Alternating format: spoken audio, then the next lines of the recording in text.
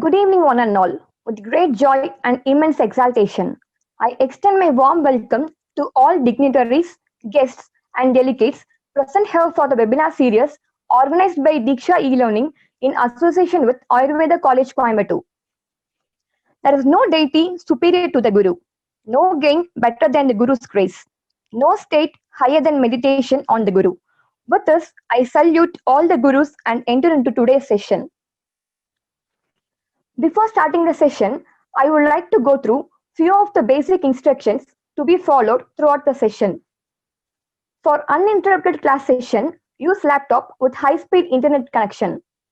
Please make sure your microphone is on mute to have a disturbances-free session. In case of any disruption, please check your internet connection firstly. And if the problem is within our network connection, kindly raise the issue in the chat box. Fill in your full name to be displayed is appreciated. Any question can be raised in the link provided in the chat box. Questions raised in the link will be cleared at the end of the session. Shastra Artha Vignane Pravritau Karma Darshani Bishak Chadushte Yuktaha Prana Abhisara Uchyate. As living up to the slogan, we have one such Pravritti Bhava Vaidya with us today. To welcome the speaker of the first session, I hereby invite Dr. Chandramauleswaran P., Professor and HOD, Department of Panchakarma, Ayurveda College, Coimbatore, to deliver the welcome address.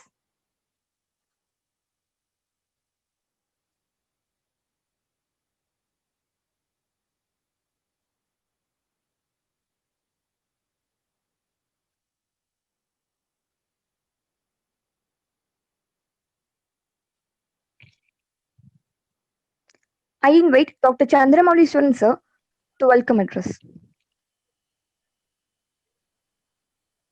Can you hear me now? Yes, sir, we can hear, sir. Yeah, thank you once again, Dr. Uday Kumar for accepting our invitation. Dr. Uday Kumar and me studied together in UG as well as PG, and he is well versed in Kaya Chikitsa. After that, he took over in charge of Kaumara Pritya. And 15 days back, when he shared his knowledge about autism, due to some technical issues, we couldn't hear him very properly, and many people requested us to do it again. So I requested Dr. Uday Kumar to do it once again, and he wholeheartedly accepted that. And I welcome you, and I welcome each and every one of you, and principal sir, and all other students. Hope you enjoy the session. Thank you very much. Thank you, sir. It's a great pleasure for me to introduce Dr. A.N. Uday Kumar. Dr. A.N. Uday Kumar graduated from Sri Jayendra Saraswati Ayurveda College and Hospital, Chennai, and completed MD from Rajiv Gandhi University of Health Sciences, Bangalore. He is presently working in the Department of Kaumara Britya, Sri Jayendra Saraswati Ayurveda College and Hospital, Chennai, as Associate Professor. He has around 12 years of clinical experience in the field of Bala Roga, dealing with developmental delays, pervasive developmental disorders, respiratory diseases, and so on, to name a few. His area of interest is Ayurveda management of developmental disorders and pervasive developmental disorders. He is presently doing PhD from the University of Sri Chandrasekharendra Saraswati Vishwa Mahavidyalaya, Kanjipuram. It's a privilege to have you serve as a resource person, sir. Over to you, sir. Thank you.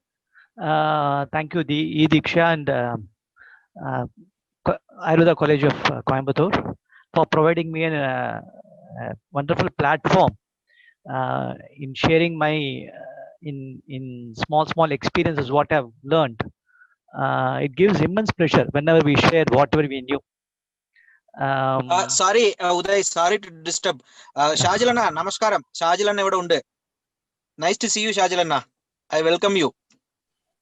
Yeah, please go ahead. Yeah. Welcome, Dr. Shajilanna. Okay. Anyways, he was my colleague during PG. Coming to the session, it gives immense pleasure to share whatever I have learned or whatever I have practically seen during all my years of practice, clinical practice. When we come to the study of, or when you come to the branch of pediatrics or Kaumara Britya, always one area which gives us a lot of challenges, which will make us drive more and more, is one topic or one area, that is pervasive developmental disorders. The reason is, when we literally see the parents of those children, you will understand what life is. And honestly, even though I belong to Kaya Chikitsa Parampara, but Kaumara Bhritya Parampara taught me what life is. So I chose autism as a topic for a presentation today. Let me share the screen.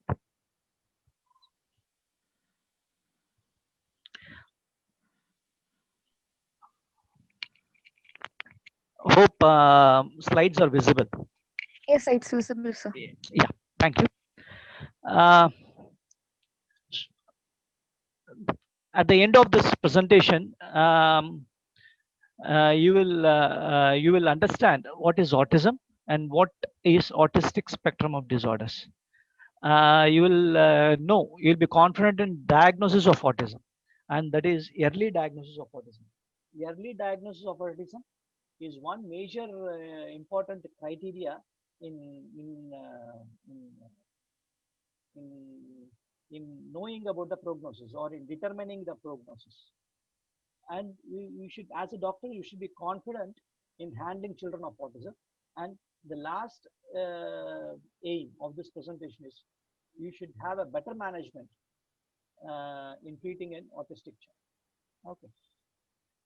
And coming to the history of autism, which I don't want to go into details, it was first mentioned by Dr. Kanner in 1943. And fortunately or unfortunately, India also reported the first case of autism in the same year, 1943, from a place called as Darjeeling, by an Irish physician. Okay. And in the last 70 to 80 years, it has traveled right from autistic psychopathy of Asperger's disorder to autism spectrum of disorder. In the initial days, autism was branded as a different child. There was no light off பண்ணிருக்கு. there was no தெரியுதா எந்த light John? there was no proper nomenclature for autism. It was labeled as a difficult child or a different child, and then it showed the symptoms of Asperger's disease, and it turned into, and then it was finally coined, or it was finally labeled as autism, and then it has grouped under autism spectrum disorder. Okay. And it is a neurodevelopmental disorder. Any neurological disorder, any disease pertaining to brain, is of two varieties. One is psychiatric disorder, and second one is neurological disorder. Psychiatric disorder, psychiatric disorder is schizophrenia, OCD. These are all psychiatric disorders. Neurological disorders, these are grouped as under Parkinson's, stroke. These are all neurological disorders. But this autism is a neurodevelopmental disorder. Okay, it's a neurodevelopmental disorder, and definitely it is not a psychiatric disease. Just because a child doesn't look at you whenever you call his name, we cannot label a child as a psychiatric child or a mental retarded child. There's a lot of difference between a MR child, globally developed delayed child, and a psychiatric disease and autism. And this is one child who is from UK. Okay, the parents or Indians, they have settled there, and this is one child. If you see, this is a child whom we are talking about. Okay, this child is completely, I mean, like, he's not associated himself with the surroundings. That's all the children are deeply enjoying the surroundings. They are enjoying the cake, whatever is placed before them. But this child is not associated himself with the environment, with the present circumstances. He is not associated himself. Okay, and is looking at somewhere. And the same child, when when the group of children were asked to pose for a photograph, and this child was finding difficulty in staying in one place. Okay, is having difficulty in staying in one place, and the teacher is trying all sorts of gimmicks or circles in making the child stand in one place. And when all the children are looking at the camera, and this child is not having that, what to say, he is unable to look at the camera. Okay, so these are the I mean, like some examples, the features. Okay, and the same child, when he came to India, we have done Takradara and Talapodishal for this child, and we have done Shiro Mundana. If you see, this is the this child, and we have done Shiro Mundana for this child. And if you see the child, the peculiar thing what we observe is the child is arranging the toys is in a single or in a linear fashion. All the toys have been arranged in a linear fashion. This is one of the main feature of autism. Okay, and this other there is one more child who is standing here. Okay, he's playing normally, but this child is not mingling with the other child, and he is in his own world. Okay, so these are the few features which is peculiar in autism. And if you see the signs of autism, they have the inability, they cannot relate themselves to children or adults. They will be in their own world, aloof. They have poor speech or lack of speech. Okay, they don't have a proper speech. If speech is properly developed, then they will be termed as Asperger's disease. Okay, they will be termed as Asperger's disease. If speech is not developed, they will be called as autism. Coming to the treatment, there is no much difference in the treatment aspects of autism and Asperger's, but just for the clinical understanding, we need to know. And they have this, they will be oversensitive or undersensitive to sound. Okay, they don't have that. They will be hypersensitive to peculiar sounds, and inappropriate playing with toys. All these things will be there. And eye contact, lack of eye contact is one major important point which a parent will observe. Eye contact will not be there, and they'll have the strange attachment to objects. Today, I have seen one child who has come to the OP with the same feature, that is autistic feature, and the child is having affinity towards bus, lorry. If the child gets mobile, he starts searching different types of buses, different types of lorries. He very well knows that the company, the brand names of different buses and lorries. He searches in the internet different images of only this bus and lorry. So they have this strange attachment towards a particular object. Okay, and lack of awareness of danger. This is also one important thing which parent finds difficulty. Okay, and they will have this oversense. They will not allow you to hug you. Okay, they will not come and hug you. Okay, they will never. They will neither hug you or allow you to hug you. Okay, these are the features. Apart from this, there is one more feature very peculiar to autism. That is echolalia will be there. That is, they will repeat. For example, if you ask, where are you going? The child will say, where are you going? If you ask, what's your name? The child will repeat the same sentence, what's your name? It's like a parrot talking. That feature will be there. That is called as echolalia. Echolalia. Okay.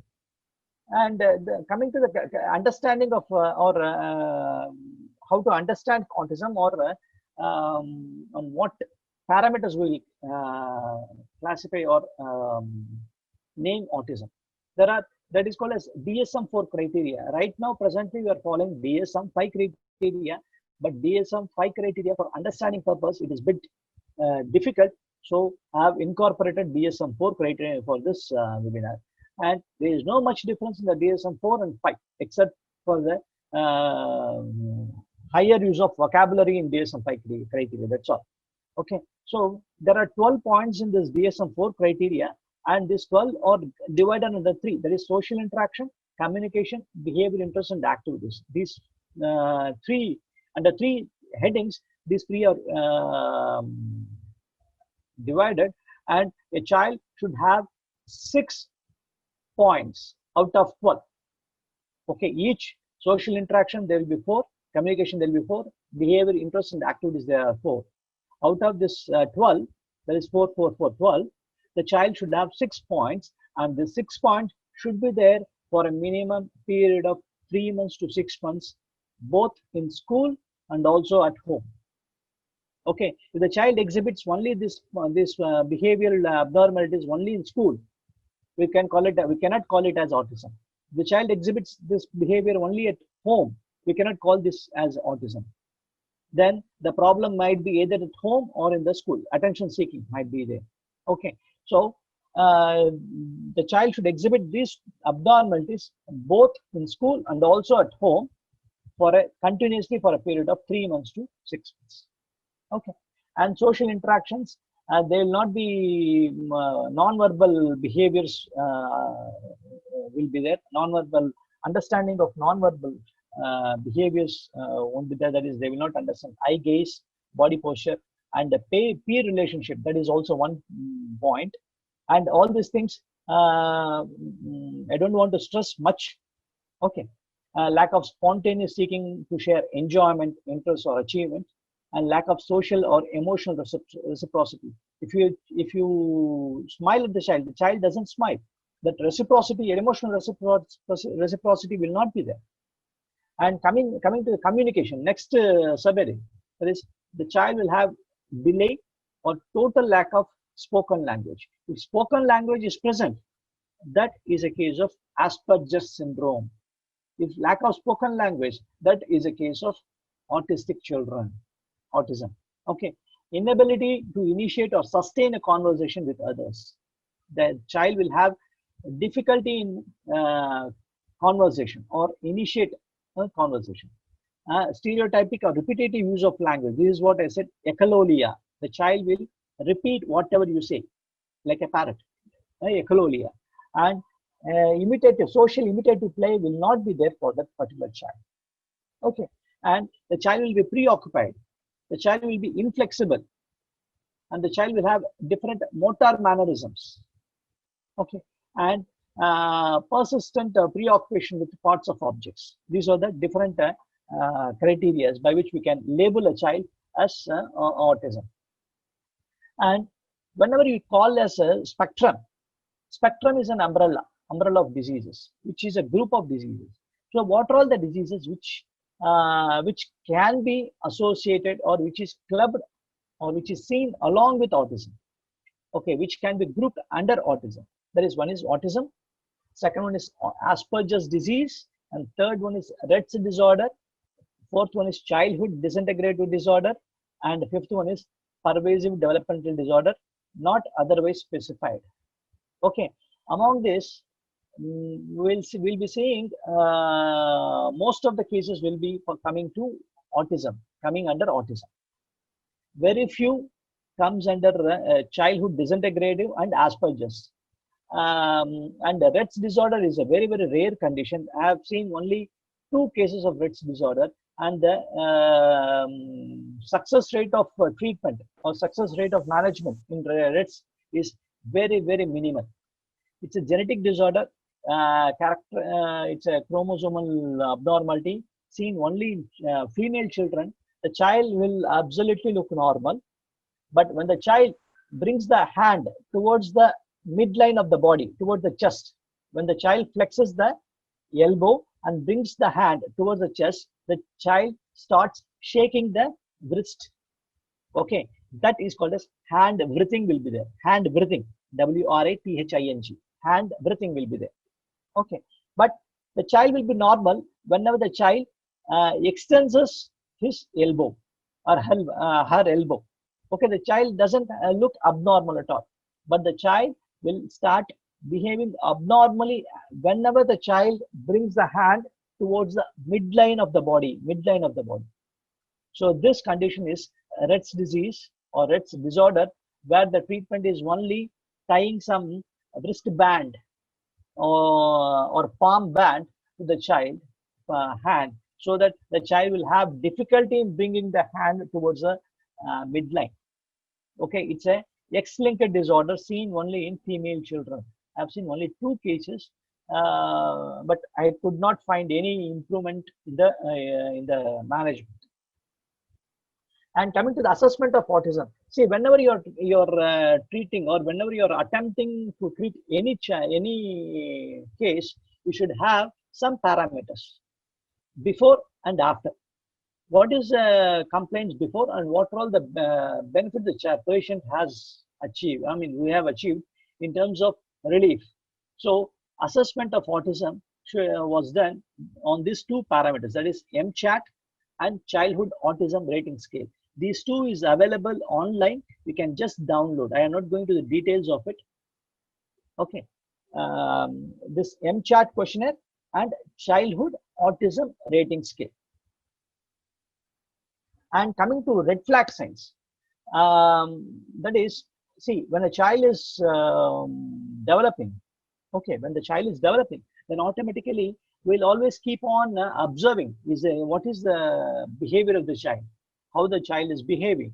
So if you find some signs and symptoms, then we have to be careful. So those are called as red flag signs in specific to autistic spectrum of disorder.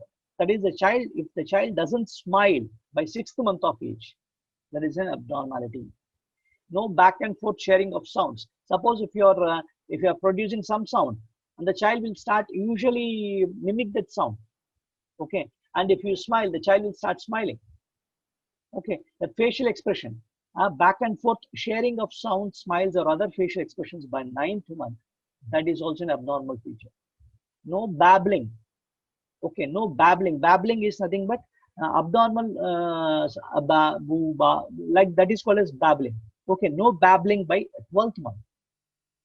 No back and forth gestures by pointing, showing, or reaching to objects. But what I have found is this feature, that is, they will point, showing, and reaching to the objects or reaching to the parents. That will be seen in few children. Okay, before, the child used to talk, or the child used to convey whatever she wants, whatever he wants through oral. They will ask and they will get it. And slowly, as the disease progresses, they will start pointing or showing, reaching to the objects. Okay, and no words by 16th month, no 2-word meaningful phrase by 24th month, and any loss of speech or babbling or social skills at any age. If this is there, that is the last point, that is at any age. Initially, the child has got all the milestones, and after that, the child lost that one, and we'll call that as childhood disintegrative disorder. Okay, usually childhood disintegrative disorder will be seen after 5 years. Okay, any loss of speech or babbling or social skills at any age. Okay, and coming to the different structures which are usually involved in autism, that is cerebral cortex, amygdala. See, cerebral cortex, we all know that it is responsible for higher mental functions, thinking, all these things. Amygdala, that is emotional responses. If the child is very hyperactive and the child is very ferocious, or in the sense is very angry, is hurting others and hurting himself, then the amygdala is abnormal, aggressive behavior. Okay, hippocampus.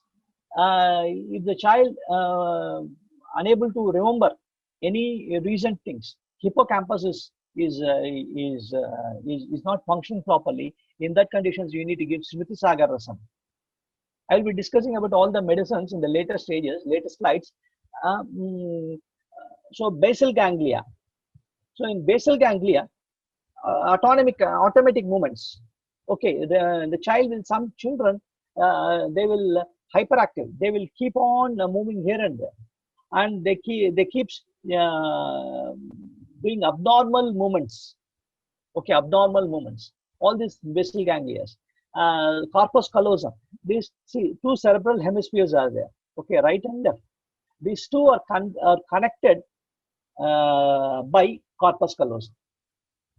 Okay, so if corpus callosum is abnormal, then automatically that also can lead to autism.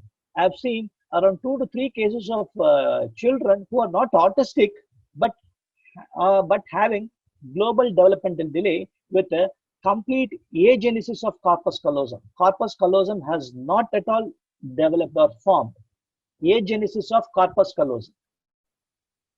Okay, and for this child, the child was completely screaming. The child was crying continuously. There was no other thing the child can do. In the sense, the child produces sounds. Okay, abnormal sounds. Okay, that is one case of agenesis of corpus callosum. For the child, we are given Matravasti and Talap. Okay, in agenesis, we cannot do much except for the mild pacification of symptoms. We cannot generate a corpus callosum which was not there at birth. Okay, so only the mild improvement can be achieved, and cerebellum is also one area which will be usually involved. And let me concentrate on this slide. That is, recent advances in the field of medicine with special reference to autism and how it can be understood in the lines of Ayurveda. See, we need to understand whatever the advances takes place in the modern science, and that should be incorporated, that should be understood for a better usage of Ayurveda. Okay, there is one concept called as microbiota, gut-brain axis. Okay, or microbiota, relation with microbiota and enteric nervous system. There is one nervous system present in the intestines called as enteric nervous system, and it is completely independent. Okay, and this microbiota is nothing but the microorganisms which are there or which are living in a symbiotic relationship with a human body. Okay, and if this microbiota is abnormal, okay, and then automatically it changes the person's emotional responses. That's why usually whenever we are attending a Viva OC, usually the person will have that feeling of glitteriness in the stomach. Okay, pattambushi parakarama, and that feeling, glitteriness in the stomach. And whenever you are approaching a new person, or whenever you are asked to talk in front of people, then automatically you will have that excess acid secretion. You will have that some unpleasant feeling in the abdomen, in the tummy, because of this microbiota gut and brain axis. Okay, and there is a second thing is dysbiosis in microbiota. See, there is a around 20 to 50 trillion microbes in the intestine. Okay, there are 20 to 50 trillion microbes in the intestine. But these microbes in a healthy body, it will never cause any ill health to the person. Okay, in fact, it gives lot of benefits for the host, that is human body. If there is an abnormality in this symbiosis, we'll call it as dysbiosis. Abnormality in the symbiosis is called as dysbiosis. Whenever there's dysbiosis, harmful bacteria starts proliferating in the intestine. One of the best example is increased presence of Clostridium. There's one bacteria called as Clostridium, which is responsible for gastroenteritis. That will be increasingly proliferated in the intestine. Okay, and that condition is called as dysbiosis. See, whenever there is a dysbiosis, what will happen is there will be formation of leaky gut. There is one pathology which is usually seen called as leaky gut. See, the intestine is having different layers. The lowermost intestine is filled with a mucoid layer, submucous, the next one is muscular, and the last one is the peritoneal. This one. Okay. So the intestinal layers are of is in the three layers. Okay, muscularis, submuscularis, and mucus. And this layers, each cell, it will be tightly packed. It will not allow the intestinal metabolites or intestinal secretions to escape out of the intestine and into the bloodstream. When it comes out of the intestine, it escapes into the bloodstream. Okay, but whenever there's dysbiosis, that is increased abnormal microorganisms, then automatically the gut permeability is lost. We call it as intestinal permeability. There will be increased intestinal permeability, and that leads to a leakage of bacterial metabolites. Each bacteria produces some metabolites, and that will enter into the general circulation from the intestinal circulation, and it enters the brain, and the brain will be altered. The emotions of the brain will be altered depending upon the metabolites which are secreted. The child will have aggressive behavior. The child will have very sober behavior, aloof behavior. The child starts crying. Okay, so this is called as leaky gut. So whenever we are treating the autistic child, we should always remember this one. We should also think about this leaky gut phenomena. And then third point which we need to think is mitochondrial dysfunction. See, mitochondria is one organelle apart from the cardiac cell, which derives maximum or which gets maximum energy. Okay, so if the mitochondria is abnormal, we'll call it as mitochondrial dysfunction. In autism, one thing which is happening is mitochondrial dysfunction. So this mitochondrial dysfunction, whenever it is taking place, we need to look at on the lines of Agni Chikitsa. We should always think about Agni Chikitsa. Here, Agni doesn't mean only about the Koshta Agni. We should think about even the Dhatu Agni and Bhuta Agni levels. How we will know that I will be explaining the later stages. And the next phenomenon which we need to think is oxidative stress. In autism, there's one research, recent research states that there is an increased oxidative stress. See, whenever there is any metabolism, anabolism or catabolism taking place in the cell, automatically free radicals are formed. The body, it produces free radicals. Along with that, it also produces antioxidants to scavenge or to remove the free radicals. But in autism, this antioxidants are not produced properly. So there will be accumulation of free radicals, and this accumulation of free radicals, again, it causes mitochondrial dysfunction. So we need to even think about Rasayana Chikitsa also in autism.